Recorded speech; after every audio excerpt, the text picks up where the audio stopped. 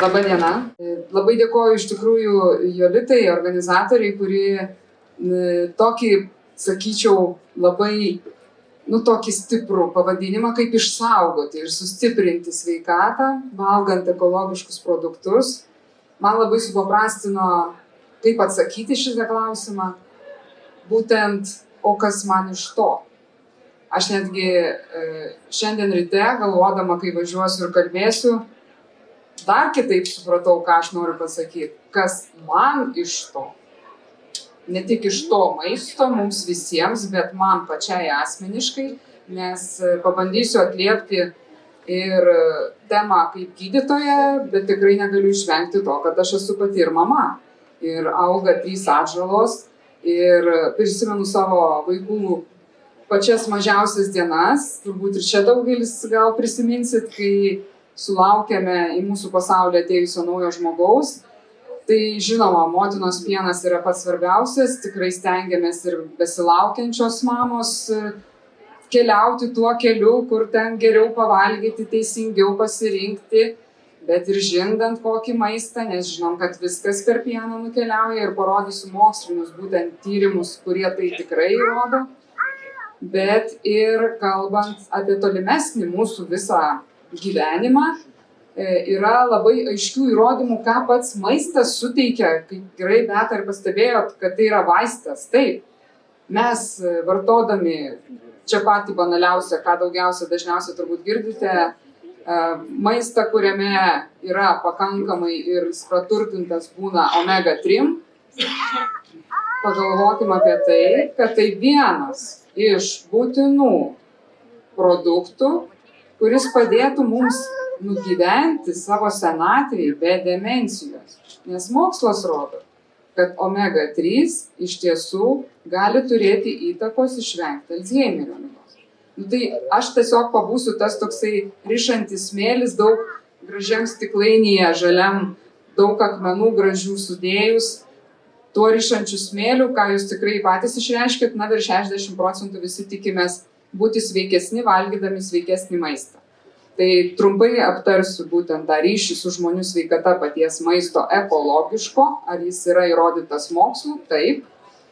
Pesticidų naudojimas žemės ūkyje, taip, mokslas apie tai kalba ir garsiai kalba, turime mes išgirsti.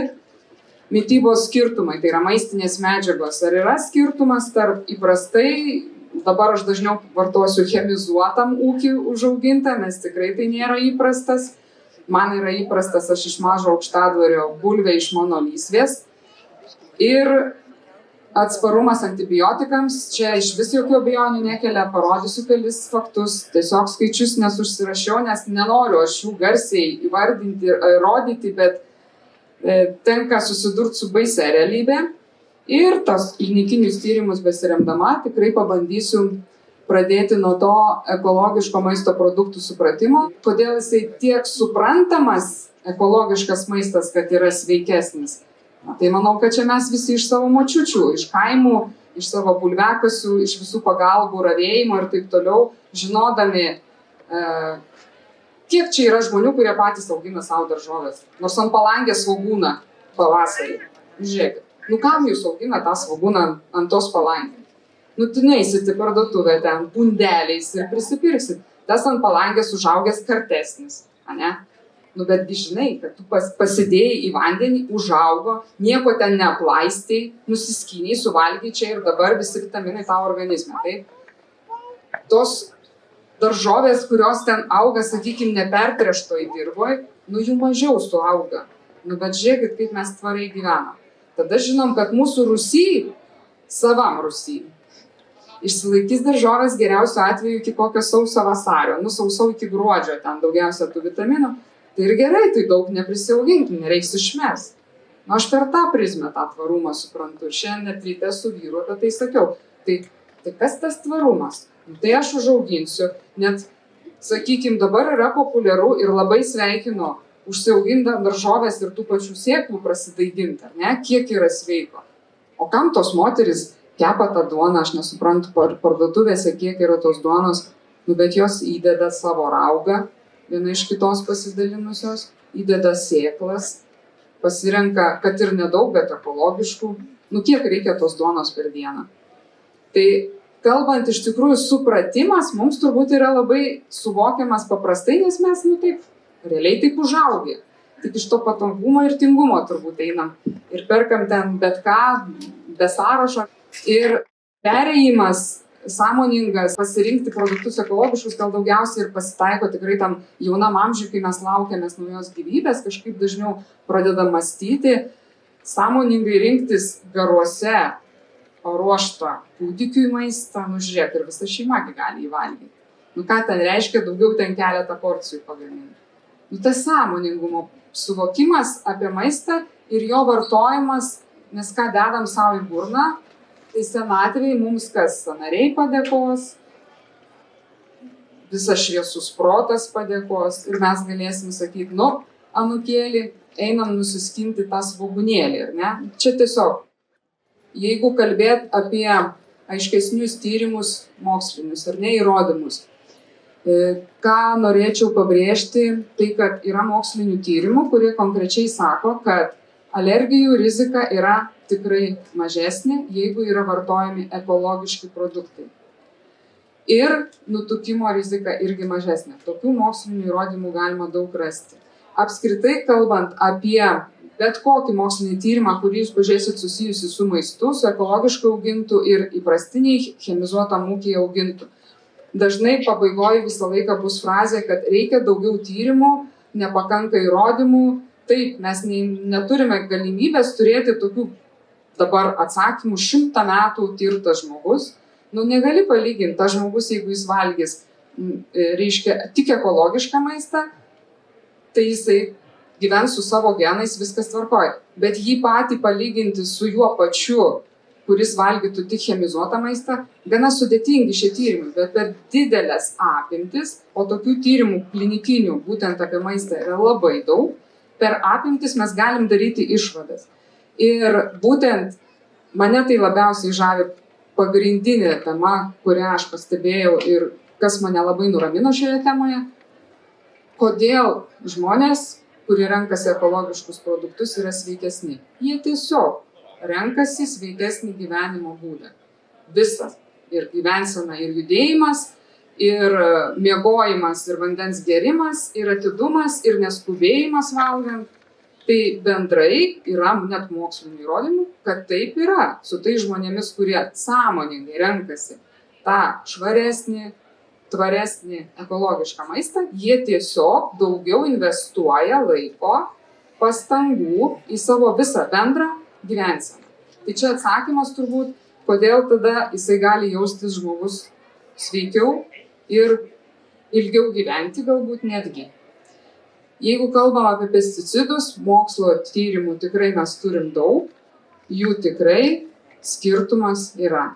Ką pesticidai daro labai mažam amžiuje ir vyresniam amžiui, jie tiesiog turi įtaką mūsų dėmesingumui, mūsų dėmesiui. Vaikas, kai vystosi, kognityvinės, tai yra tos pažintinės funkcijos, pesticidų pagalba, jos vystysis blogiau, visa nervinė sistema vystysis blogiau, jeigu gausu maiste bus pesticidų. Ką mes galim dar išvengti, aišku, alergijų.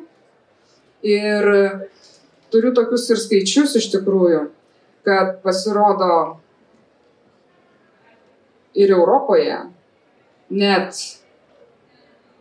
atlikti tyrimai rodo, kad virš 84% žmonių randama po 2 pesticidus organizme. Nu, jiegi nesuvalgo tą, reiškia, neįdeda nieks, iš maisto viskas tas ateina. Tai 2 pavadinimų pesticidų randama virš 84% žmonių organizmuose. Tokius tyrimus biometrinius atlikus, dar buvo viena išvada padaryta apie pesticidus, kad vaikų organizmuose pesticidų yra daugiau. Natūralu, ten visko daugiau, ten koncentracija didesnė, pas juos vandens daugiau. Tiesiog vaikai nėra kopija suaugusio žmogaus. Vaikams pavojus yra didesnis, natūralu, tuomet tikrai jauni tėvai renkasi būtent savo vaikams geresnį, švaresnį maistą.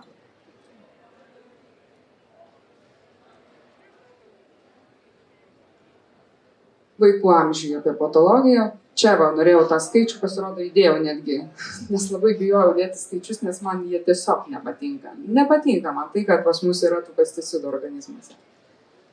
Mitybos skirtumai, ką mokslas kalba.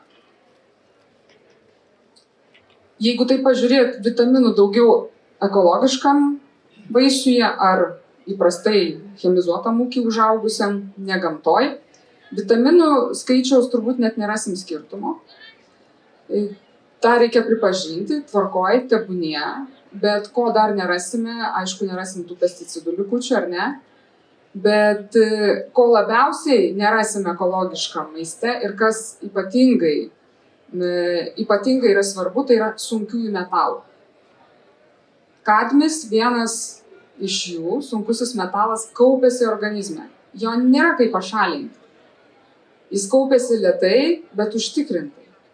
Yra paskaičiuota norma, kiek gerai būtų, kad į organizmą patektų per dieną nedaugiau 1 mikrogramo. Įsiklausykit, mikrogramo. Nedaugiau.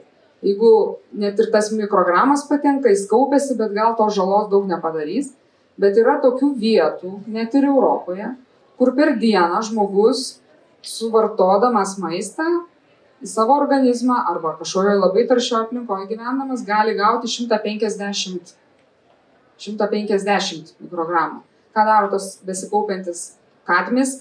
Jis iš tiesų organizme pakenkia labai daug mūsų sveikatai svarbių apskritai viso organizmo sistemų, pradedant inkstų sistema, tai yra inkstų nepakankamumas, apsinuodijus, ilgai besikaupiant kadmiui, ką jisai duoda.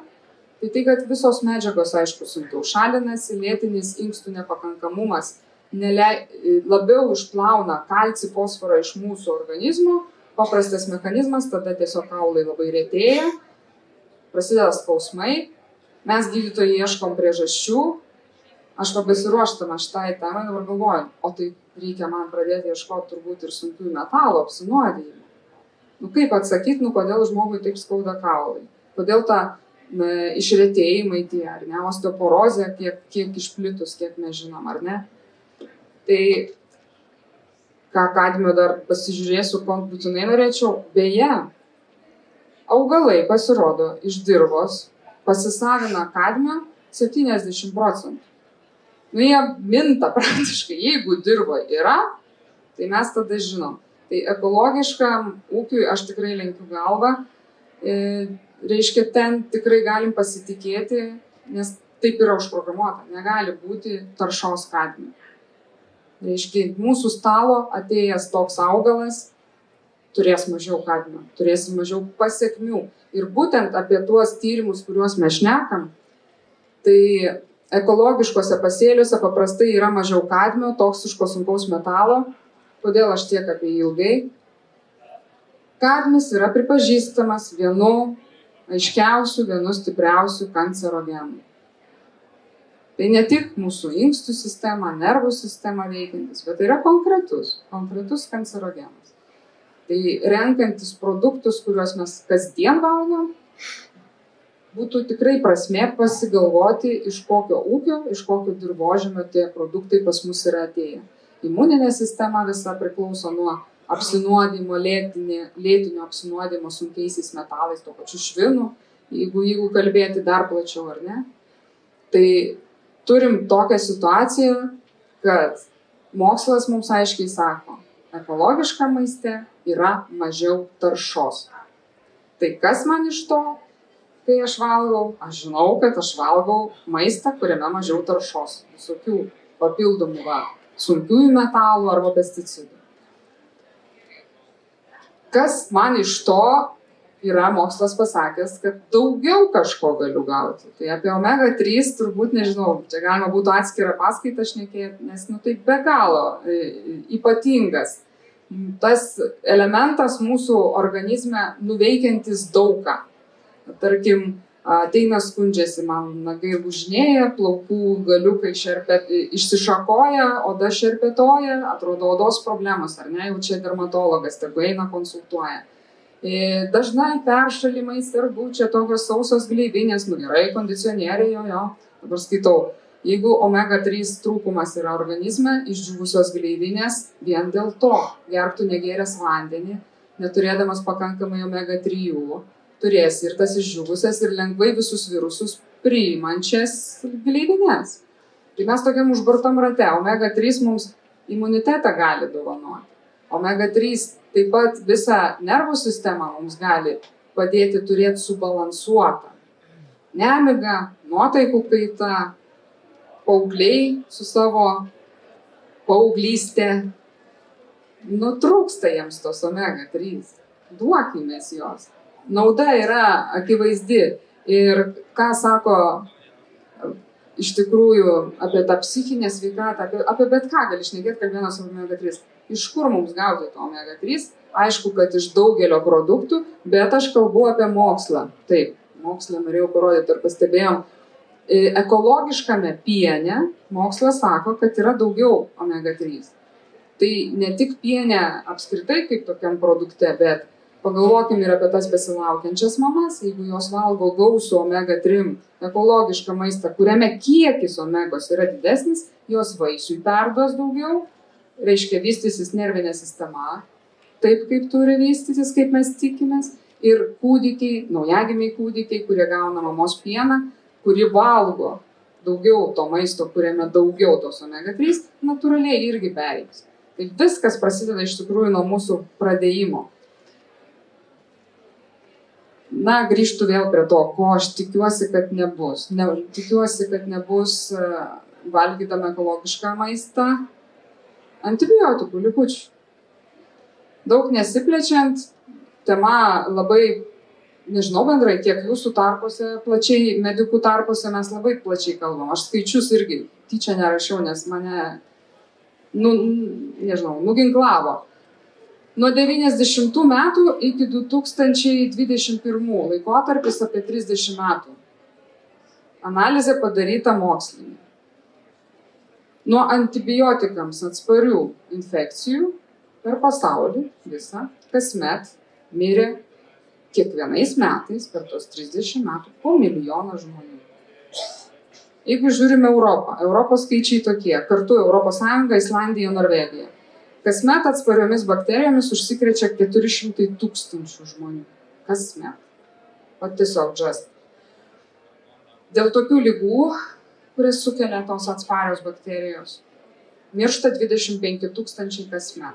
Žmonės, kurie galėjo nemirti, jeigu jiems būtų veiksmingai suveikę antibiotikai, kurie tampa atsparus, jeigu mes visuomenė neatsakingai vartojam.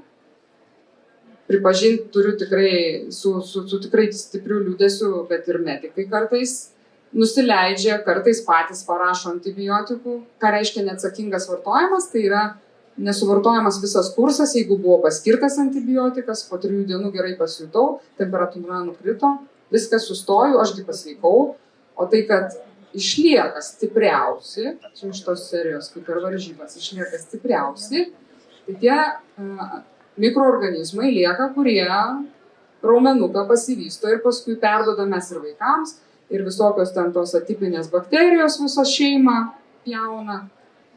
Visuomenė, taip, neatsakingas vartojimas, taip, bet dar yra didelė dalis, tai kad antibiotikai yra neatsakingai vartojami ir gyvulininkystėje, nežinau, žemės ūkyje.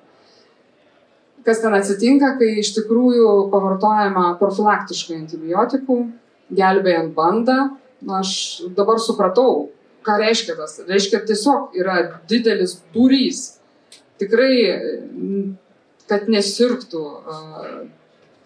auginami gyvūnai, jiems visiems duodama profilaktiškai. Man tas profilaktiškai davimas antibiotikų man iš vis kertasi, man tiesiog pasąmonė negali priimti to. Tai mes turim tokią situaciją, kad mes ir per tie patys darbuotojai gali užsikrėsti ir zoonozėmis. Tai yra nuo gyvūnų patekti mikroorganizmas į žmogaus organizmą jau atsparus. Tai tada jau tikrai yra begaliniai sunku mums medikams padėti tokiems žmonėms. Tai tos taršos antibiotikų išvadose, ekologiškose produktuose, užaugintuose mes tikrai turėsim ženkliai mažiau. Studijas galima nagrinėti, daug jų yra parašyta, kaip ir sakiau. Daug kur sakoma, kad reikia daugiau platesnių ir išsamiau. Tebūnie.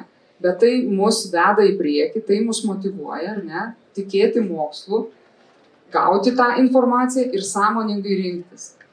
Daugiau tiesiog nebesustosiu ir poveikis, tai kad kalbėjau, kad ir alergijos yra mažiau vartojant ekologiškus produktus.